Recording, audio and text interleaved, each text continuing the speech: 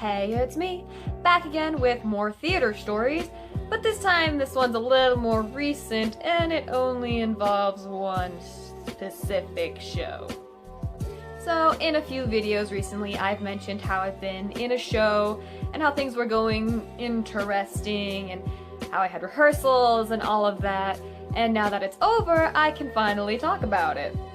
So first of all, before we get started, I'm not going to name names, not going to name productions or anything crazy like that, but I just want everyone to know that this is just a story I'm telling of a time when theater didn't go the best for me, or for anyone in this specific show, because theater doesn't always go well. As much as we hope that things will, it doesn't always. Sometimes things happen, and what can you do? That's life. So, just a disclaimer, I'm not bagging on all of the people in the show or nothing like that. It's just a show experience that I had that I figured I would share with you guys. So, let's start from where things just began to go wrong. First of all, things were bad from the beginning, mostly because of the setup. Normally, when I've done a few shows, all two that I've done before this, we had about 3 months to get everything together, with normal-sized scripts. This time we only had about 2, if I remember correctly. 2.5, maybe. And it was one of Shakespeare's longer plays that takes about 3 hours. And within community theater, at least, I don't know everything about community theater or nothing. I've only done 3 shows. But as far as I know, whenever we would rent out the theater, we have to have this specific amount of time to be in there. And that includes, getting ready, doing the show, and then after show. So we have this small amount of time, this extra long play, and then this small amount of time to also practice said play. Which, for most people that would be fine. For most theater groups that we find, but this is community theater. So let's move on to the second part of this, where things actually started going wrong, rather than just setting up to be wrong. So I auditioned with some friends, and we were all kind of hoping for specific roles, but as in theater, you don't always get what you want, and that's part of theater. You learn, and you learn to adapt. But we all kind of got really small roles, which were like, okay. None of us were too happy about it, but we're like, well, we signed up for this, we'll do our best and do our jobs. I got lucky enough to actually get cast in a more main role afterwards because someone dropped out. But everyone else kind of got smaller roles, but then we looked at the people who got main roles, and a lot of them were great. They were like, oh yeah, I remember them from that production or from there. But then there was one specifically that none of us could figure out how they got the role. Like, we were really unsure. We're just like, that doesn't quite fit that role at all. Like, that role is supposed to be this gender, and then they're this gender, and it's like, well, okay, I mean, if you want to switch up the genders of the roles, that's fine. We did that for a couple of them. Nothing too crazy. But it's just like, well, this play was supposed to be set in high school in the 90s. So, I played a cheerleader, a friend of mine played a jock, and someone else played a goth, and, the typical, everyone kind of looked like they could be high school, but the person that got this role was in, like, their 40s, and couldn't quite pull off a teenager look at all. Like, they looked like they were in their 40s. And they were supposed to be one of the main students. So we're a little confused here. We're like, okay. If you can't tell, I'm trying to be super vague here because I don't want anybody finding my videos and then being like, oh, you're talking about me. And just be like, So, anyways, continuing on. So we all decided we're gonna make the best of this production, even though a few casting things were a little weird, and, some things were promised that didn't happen. Like, a friend of mine was promised a role that they didn't get, and it was just kind of like, oh, okay, I mean, if you found someone better, that's fine. So we're starting production, and we have our scripts in front of us and everything, and things are going fine. But then we notice there's a few people that kind of keep missing out on rehearsals, and, things are fine. Like, okay, that happens every once in a while. But then finally time comes when we are not allowed to have scripts anymore. And the person that is in a more main role that we were questioning their casting didn't know their script at all. And they were a pretty main role, and I had a lot of scenes with them. There would be literally minutes of dead silence on stage because they could not remember their line. During rehearsals, at least, luckily. So we had to learn to cover for them a lot. And because we were constantly covering and constantly on edge as to whether they were going to remember their lines or not, we lost a lot of character. We lost a lot of acting. We couldn't quite cover well because, well, we're trying to figure out our characters. And we can't put all of our effort into our characters if we're trying to put effort into covering for people that don't know their lines. So, as the production goes on, people are getting more and more worried because this person still does not know their lines, and we're getting ready to move into the theater and start actually performing, and they still don't know their lines. So I get a friend of mine who is the understudy for this character, or got put in as the understudy of this character because this person was screwing up, and we grilled out all of these lines. We got them down really well, and they were ready for that role, and we asked the director, and he said basically he couldn't put him in. And we were like, well, why not? They could do so much better. Well, come to find out, in community theater, there's a lot of politics. And people got roles because people had connections, and people couldn't get kicked out because of said connections. So we kind of had to suck it up and live with it. And then, so we get moved into this theater, person still doesn't really know all their lines, and suddenly, the few scenes that they were really struggling with sound really good, and we're like, oh, they did not struggle at all, that's weird. Because it's a scene where someone's supposed to be reading a letter. And they're like, oh, okay, well, they're doing great, so fine, whatever. So, come to find out afterwards, they had snuck a script on stage into the letter and the books that they were supposed to be reading. If you don't know, that's a big no-no in theater.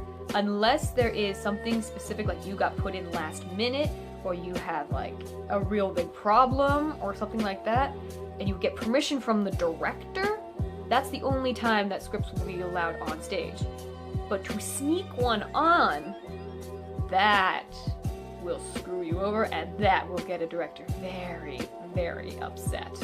So finally, opening night comes, and we're getting everything pretty well done. Person remembers most of their lines. There's a few times we have to cover on stage, but nothing too crazy. We've all gotten used to it at this point.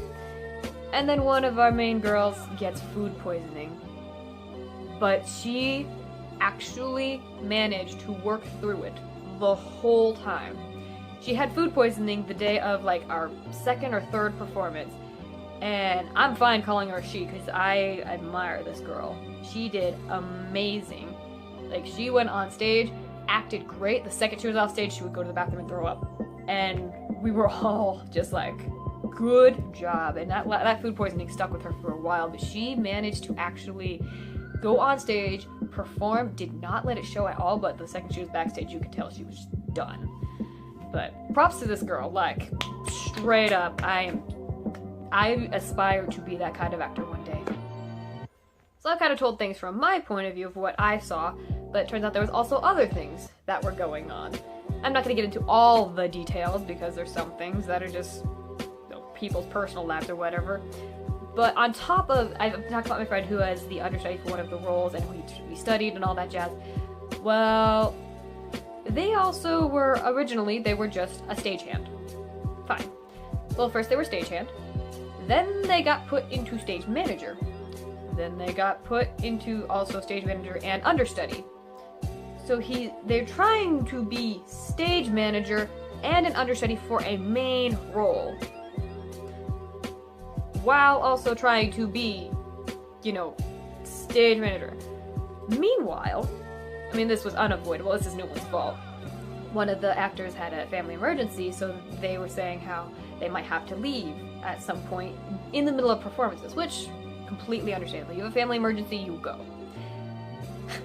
My friend here, who is stage manager and understudy for a main role, gets put as the understudy for the next main role. Has to learn all of the blocking. Director was nice enough to be like, you don't have to learn all of these lines, because there was literally pages upon pages upon pages of speeches for this character. So he's like, if he has to go, you can just use a script.